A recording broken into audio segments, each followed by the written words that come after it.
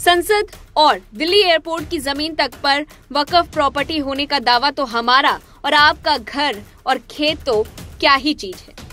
प्रिय सांसद बदरुद्दीन अजमल जी, आपके बादशाहों और नवाबों ने कर दिया होगा वक्फ, लेकिन ये वह जमीन तुर्की, उज्बेकिस्तान और अफगानिस्तान से सिर पर लाद कर नहीं लाए थे। हमारे ही पुरखों की जमीन थी। संविधान का अनुच्छेद 13 कहता है कि संविधान लागू होने के पहले के सारे कानून खारिज हैं। इसलिए वक्फ वालों, बादशाहों और नवाबों की जमीन आपकी नहीं, भूल जाइए। कांग्रेस ने वोट के चक्कर में एक गलत कानून बना दिया, टाइम लिमिट ही नहीं रखी। पुराने कानून के हिसाब से दावा करना ही काफी है, इसलिए गड़बड़ी हो रही है। इनके दावे से समझिए कि वक्फ बोर्ड संशोधन विधेयक क्यों जरूरी है। ये साहब हैं असम में धुबरी के पूर्व सांसद और AIUDF के अध्यक्ष बदरुद्दीन अजमल। कल तो हद ही हो गई जब अजमल ने यह दावा ठोक दिया कि संसद भवन वक्फ बोर्ड की संपत्ति पर बना। इसके पहले मुंबई में मुकेश अंबानी के बंगले एंटीलिया पर दावा ठोक ही चुके हैं कि ये वक्फ बोर्ड की संपत्ति है। कोई आश्चर्य नहीं होना चाहिए कि कल को दिल्ली में राष्ट्रपति भवन, सारे मंत्रालय, साउथ एवेन्यू, नॉर्थ एवेन्यू स्थित सचिवालयों को कह दे कि यह भी वक्फ बोर्ड की है। अगली कड़ी में कभी कह सकते हैं कि पूरी दिल्ली ही वक्फ बोर्ड की संपत्ति है, क्योंकि ये मुगल बादशाहों की राजधानी रहा और औरंगजेब ने इसे वक्फ बोर्ड को दान दे दिया था। जैसा कि ताजमहल के लिए कहा था कि इसे शाहजहां ने वक्फ बोर्ड को दे दिया था। और अंततः जो ही आबादी बढ़ाकर बहुसंख्यक होंगे तो कह देंगे कि पूरा देश ही वक्फ बोर्ड की संपत्ति है। वक्फ संशोधन बिल पर JPC में मंथन चल रहा है। इस बीच AIUDF प्रमुख बदरुद्दीन अजमल ने बेतुका बयान दिया। बदरुद्दीन ने कहा कि नई संसद वक्फ बोर्ड की जमीन पर बनी है। वक्फ प्रॉपर्टी की सूची सामने आई है। संसद भवन, इसके आसपास के इलाके, वसंत विहार से लेकर एयरपोर्ट तक वक्फ संपत्ति पर बने। बीजेपी सही नहीं कर रही। वक्फ बोर्ड मुद्दे पर ये बहुत जल्द अपना मंत्रिमंडल भी खो देंगे। बदरुद्दीन ने कहा कि बीजेपी सरकार ने जैसे अनुच्छेद 370 को खत्म कर दिया, ट्रिपल तलाक को खत्म कर दिया, उसी तरह वक्फ को नुकसान पहुंचाना चाहती है। बीजेपी का लक्ष्य इस्लाम मानने वालों को तकलीफ पहुंचाना है। पीएम मोदी और अमित शाह का यही लक्ष्य है और वो ये कर रहे हैं। उन्होंने कहा कि इस मर्तबा उन्होंने सबसे खतरनाक काम किया। हमारे बाप दादा और पुरखों ने करोड़ों रुपए की संपत्ति पूरे देश में गली गली में दी। आज तक ये चलता आ रहा है और चलता रहेगा। सरकार इसको हड़पना चाहती है। सरकार चाहती है कि पूरे हिंदुस्तान से मुस्लिमों का नामो निशान खत्म हो जाए। ये 18-20% मुस्लिम ऐसी चीज नहीं है जिसको आप निकालकर खा लेंगे। वक्फ विधेयक पर JPC विचार कर रही है। इस मामले में मंगलवार को विपक्ष के कई सांसदों ने लोकसभा अध्यक्ष ओम बिरला को एक पत्र लिखा था। इसमें आरोप लगाया था कि विधेयक पर विचार कर रही है। JPC की बैठक में संसदीय आचार संहिता का उल्लंघन हुआ। ये लेटर कर्नाटक अल्पसंख्यक आयोग के पूर्व अध्यक्ष अनवर मणिपापाडी के बयान के बाद विपक्ष के कई सांसदों द्वारा बैठक का बहिष्कार करने के एक दिन बाद आया। अनवर ने वक्फ संपत्तियों के कथित गबन में मल्लिकार्जुन खड़गे और के रहमान खान सहित कई विपक्षी नेताओं का नाम लिया था। इस पूरी रिपोर्ट को लेकर के आपकी क्या कुछ राय है, कमेंट बॉक्स में बताएं। तब तक के लिए देखते रहिए लाइव टीवी न्यूज। लोकसभा में नेता प्रतिपक्ष राहुल गांधी के खिलाफ दाखिल वाद की सुनवाई अब ऊपर मुख्य न्यायिक मजिस्ट्रेट चतुर्थ प्रभारी MP MLA की अदालत में होगी। राहुल गांधी की ओर से अमेरिका में सिखों को लेकर दिए गए बयान पर मुकदमा दर्ज कराया गया है। सारनाथ क्षेत्र के तिलामपुर निवासी पूर्व प्रधान नागेश्वर मिश्रा ने राहुल के खिलाफ वाद दाखिल किया है। सितंबर में राहुल गांधी अमेरिका की यात्रा पर गए थे और उस दौरान उन्होंने भारत में सिखों व आरक्षण को लेकर बयान दिया। नागेश्वर मिश्रा का आरोप है कि राहुल गांधी ने विवादित बयान दिया था। उनका बयान देश विरोधी और गृह है युद्ध भड़काने की साजिश जैसा था। मामले की सुनवाई अब MP MLA कोर्ट में होगी। राहुल के बयान को लेकर बीजेपी कार्यकर्ताओं ने भी आपत्ति दर्ज कराई थी। धरना प्रदर्शन पर विरोध भी जताया। वहीं तेलंगाना के मुख्यमंत्री रेवंत रेड्डी ने शुक्रवार 18 अक्टूबर को अडानी समूह के संस्थापक गौतम अडानी और अडानी पोर्ट्स के प्रबंध निदेशक करण अडानी से मुलाकात की। इस दौरान अडानी ने यंग इंडिया स्किल्स यूनिवर्सिटी की स्थापना के लिए 100 करोड़ रुपए का चेक दिया, जिस पर भारत राष्ट्र समिति ने राहुल गांधी पर करारा हमला भी किया।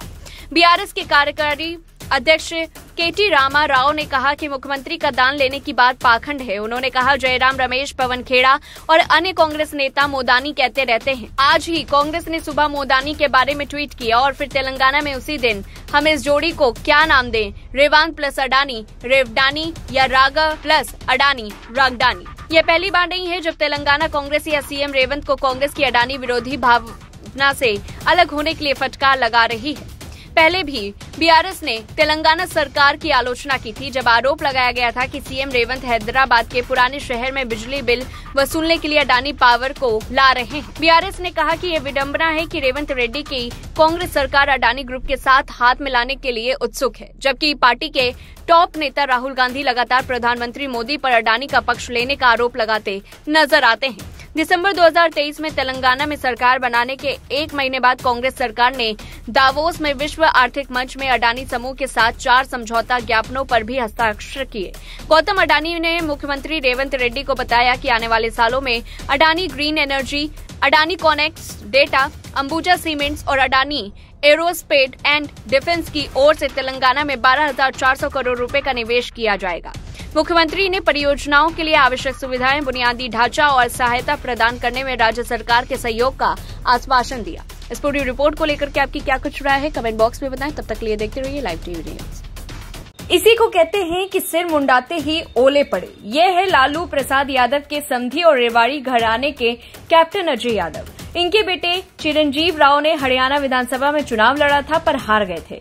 सुबह तो कैप्टन अजय यादव राहुल गांधी से मिले, पर दोपहर होते होते कांग्रेस पार्टी इसके ओबीसी मोर्चा के अध्यक्ष पद से इस्तीफा दे दिया।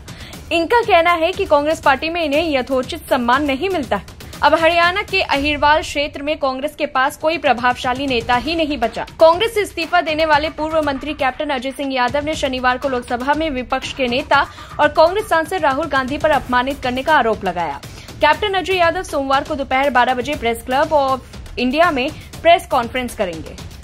वहीं कांग्रेस के वरिष्ठ नेता और पूर्व मंत्री कप्तान अजय सिंह यादव ने पार्टी से इस्तीफा देने के बाद तीसरे दिन भी एक्स पर अपनी बात खुलकर रखी। वीरवार को कांग्रेस हाईकमान को अपना इस्तीफा भेजने के बाद उन्होंने अब तक 2 पोस्ट के माध्यम से पार्टी की वर्तमान स्थिति और नेतृत्व पर सवाल उठाए। अजय यादव ने अपनी पोस्ट में राहुल गांधी को टैग करते हुए लिखा कि मैं आत्मसम्मान में विश्वास करता हूं, क्योंकि किसी पद पर बने रहना महत्वपूर्ण नहीं बल्कि महत्वपूर्ण यह है कि आप बिना किसी बाधा के पार्टी के लिए कितना कुछ कर सकते हैं। 1988 में कांग्रेस में शामिल होने के बाद उस समय पार्टी के नेताओं के साथ खुलकर बातचीत होती थी। स्वर्गीय राजीव गांधी और सोनिया गांधी तक से संवाद बना रहता था, लेकिन हाल ही में राहुल गांधी के आसपास कुछ गुट बन गए हैं, जिसने वरिष्ठ नेताओं और पार्टी कार्यकर्ताओं को उनसे दूर कर दिया है। अपनी दूसरी पोस्ट में कप्तान अजय यादव ने तीखे शब्दों में कहा कि किसी के पिता के सहकर्मी को अपमानित करना और बड़े नेता का बेटा होना किसी का मौलिक अधिकार नहीं। मैं अपने आत्मसम्मान से समझौता नहीं कर सकता, और जो ये दिखाता है कि वह जो कहता है वही सही है, वह सपनों की दुनिया में जी रहा है। यह पार्टी के लिए दुर्भाग्यपूर्ण है।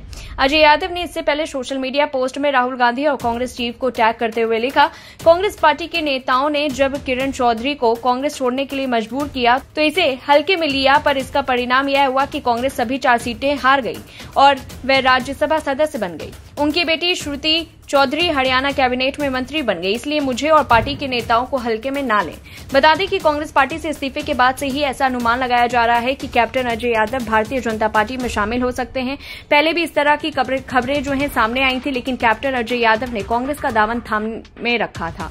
लेकिन इस बार भी बीजेपी पार्टी में शामिल होने की अटकलें लगाई जा रही हैं। कैप्टन अजय यादव का यह कदम कांग्रेस के लिए एक महत्वपूर्ण झटका है, क्योंकि उनका परिवार कांग्रेस का एक महत्वपूर्ण हिस्सा रहा। अब उनके इस इस्तीफे के बाद से हरियाणा में कांग्रेस की स्थिति कैसी होती है, ये देखने वाली बात होगी।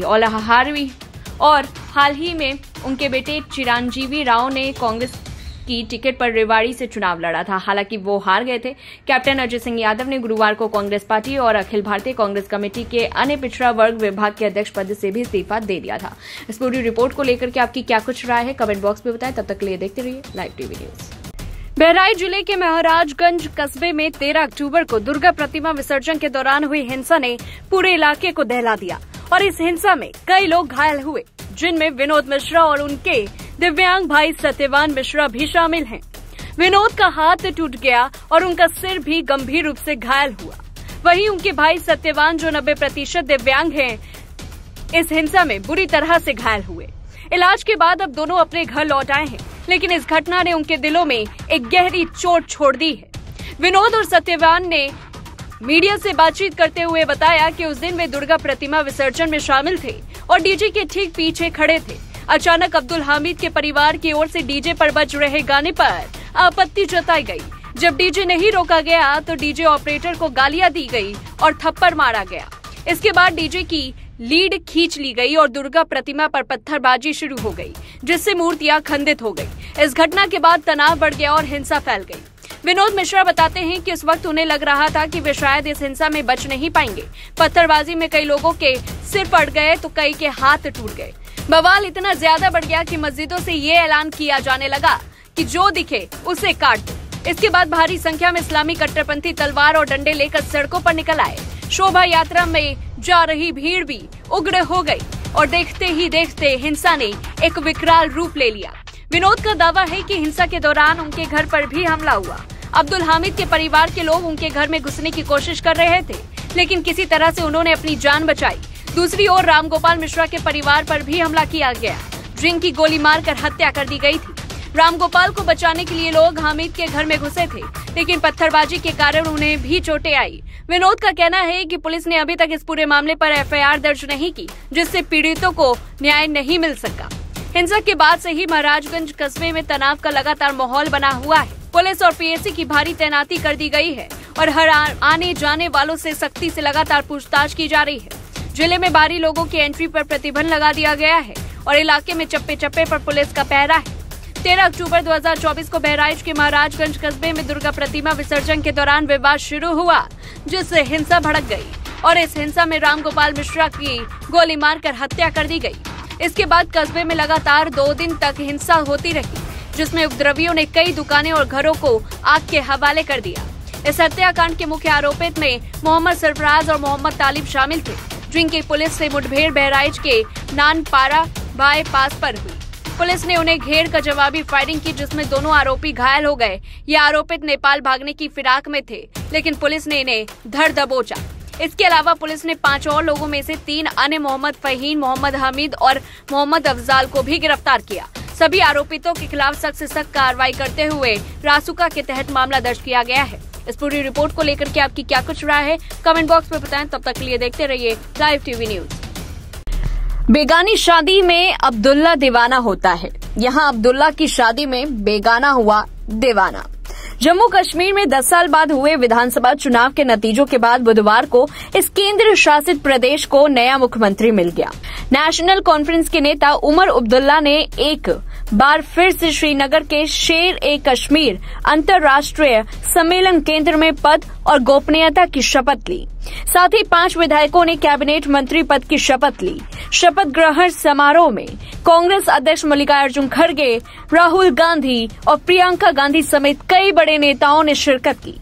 कांग्रेस नेता राहुल गांधी ने मुख्यमंत्री बनने पर उमर अब्दुल्ला को बधाई दी। उन्होंने सोशल मीडिया पर एक पोस्ट शेयर किया, जिसमें उन्होंने लिखा है कि सीएम उमर अब्दुल्ला और जम्मू कश्मीर के लोगों को बधाई। हालांकि राज्य के दर्ज के बिना सरकार का गठन आज अधूरा महसूस हुआ। इसके आगे उन्होंने ये भी कहा कि जम्मू कश्मीर के लोगों से लोकतंत्र छीन लिया गया और आज हम राज्य का दर्जा पूरी तरह से बहाल होने तक अपनी लड़ाई जारी रखने की अपनी प्रतिज्ञा दोहराते हैं। राहुल गांधी के इस बयान पर बुरी तरह भड़के कांग्रेस के पूर्व नेता आचार्य प्रमोद कृष्णम ने चौंकाने वाला बयान दे दिया। उन्होंने कांग्रेस नेता राहुल गांधी के बारे में बोलते हुए कहा है कि राहुल गांधी पागल हाथी है। वे आगे बोले कि राहुल दिशाहीन है और वे अपने लोगों को ही कुचलते जा रहे हैं। वहीं आचार्य प्रमोद कृष्णम ने आगे कहा कि उन्हें ना देश का इतिहास पता है, न ही परिवार की विरासत। वे उन लोगों को ही साइडलाइन कर रहे हैं जिन्होंने कांग्रेस को खड़ा किया। पिछले कुछ दिनों में जितने भी लोगों ने कांग्रेस छोड़ी, उसकी बड़ी वजह राहुल है। सब जानते हैं कि कांग्रेस में बिग ब्रदर कौन है। सच तो यह है कि वहां बिग बॉस वाला चलन है, जो कह दिया गया वह मानना पड़ेगा। बुधवार दोपहर धंगेड़ा में एक निजी कार्यक्रम में पहुंचे पूर्व कांग्रेसी नेता आचार्य प्रमोद कृष्णम ने कहा कि सत्ता व सियासत से बड़ा राष्ट्र है। प्रधानमंत्री नरेंद्र मोदी सनातन भारतीय संस्कृति व सभ्यता के ध्वजावाहक के रूप में पूरी दुनिया के सामने उभर कर आए। विपक्ष के सभी दल भारतीय संस्कृति के दुश्मन हैं। सभी वर्गों को साथ लेकर चलने वाले प्रधानमंत्री नरेंद्र मोदी आज विश्व के नेता बनने जा रहे हैं।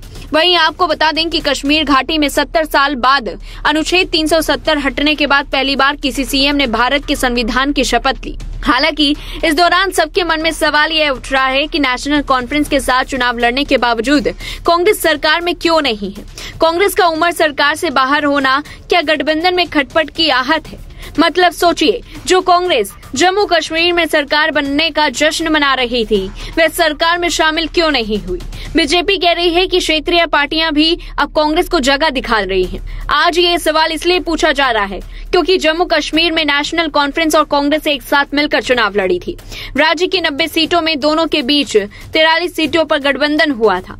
आज गठबंधन की सरकार भी बन गई। उमर अब्दुल्ला दूसरी बार राज्य के मुख्यमंत्री बन गए। राज्य में गैर भाजपा सरकार में पहली बार एक हिंदू को मुख्यमंत्री भी बनाया गया। धारा 370 हटने के बाद ये सूबे में ये पहला विधानसभा चुनाव था। मुख्यमंत्री के रूप में उमर अब्दुल्ला का ये दूसरा कार्यकाल होगा। इससे पहले वो 5 जनवरी 2009 और 8 जनवरी 2015 के बीच जम्मू कश्मीर के मुख्यमंत्री थे। इस पूरी रिपोर्ट को लेकर के आपकी क्या कुछ राय है, कमेंट बॉक्स में बताएं। तब तक के लिए देखते रहिए लाइव टीवी न्यूज।